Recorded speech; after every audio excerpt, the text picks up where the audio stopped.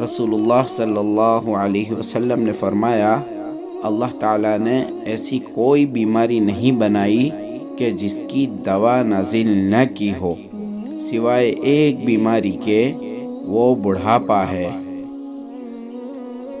رسول اللہ صلی اللہ علیہ وسلم نے فرمایا، اللہ تعالیٰ فرماتے ہیں، میرے ذکر کے لیے وقت نکالو، میں تمہارے کاموں میں برکت عطا کروں گا، ورنہ دنیاوی کاموں کی کثرت تم پر اس قدر مسلط کر دوں گا کہ تمہیں فرصت ہی نہ ہوگی اور سکون سے محروم رہو گے۔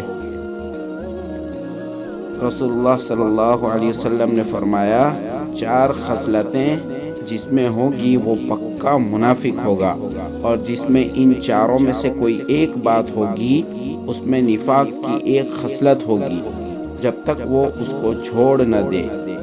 نمبر 1 امانت میں خیانت، نمبر 2 بات پر جھوٹ بولنا، عہد توڑنا اور جھگڑے کے وقت گالیاں دینا۔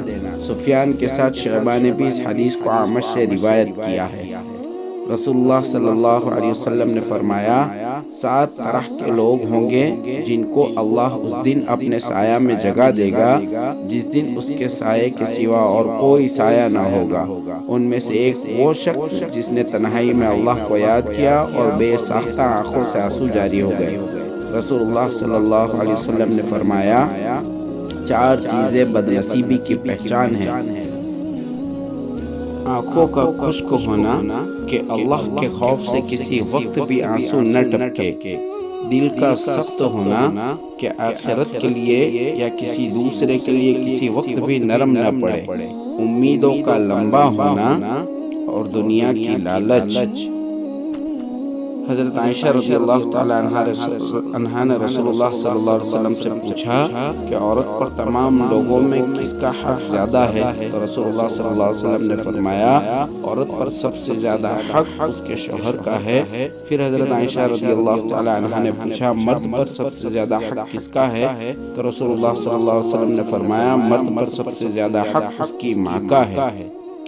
نبی کریم صلی اللہ علیہ وسلم نے ارشاد فرمایا، کچھ عورتیں ہیں جو کپڑا پہننے والی ہیں مگر وہ برہنہ ہے، دوسروں کو مائل کرنے والی ہے اور خود بھی مائل ہونے والی ہے، ایسی عورتیں ہرگز جنت میں نہیں جائے گی اور نہ اس کی خوشبو سونگھ پائے گی، حالانکہ اس کی خوشبو اتنی دور دور سے آئے گی۔ رسول اللہ صلی اللہ علیہ وسلم نے فرمایا، 3 باتوں پر میں اللہ کی قسم کھاتا ہوں۔ نمبر 1 صدقہ دینے سے آدمی کا مال کبھی کم نہیں ہوتا۔ نمبر 2 اپنے اوپر ہونے والے ظلم پر اگر کوئی شخص صبر کر لے تو اللہ تعالیٰ اس کی عزت میں اضافہ فرما دیتا ہے۔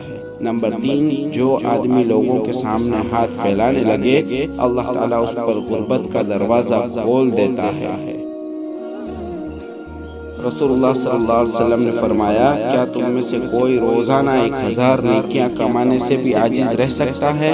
عرض کی گئی، ہم میں سے کوئی 1000 نیکیاں کیسے کما سکتا ہے؟ آپ صلی اللہ علیہ وسلم نے فرمایا، 100 بار سبحان اللہ کہنے والے کے لیے 1000 نیکیاں لکھ دی جاتی ہے یا 1000 گناہ مٹا دیے جاتے ہیں۔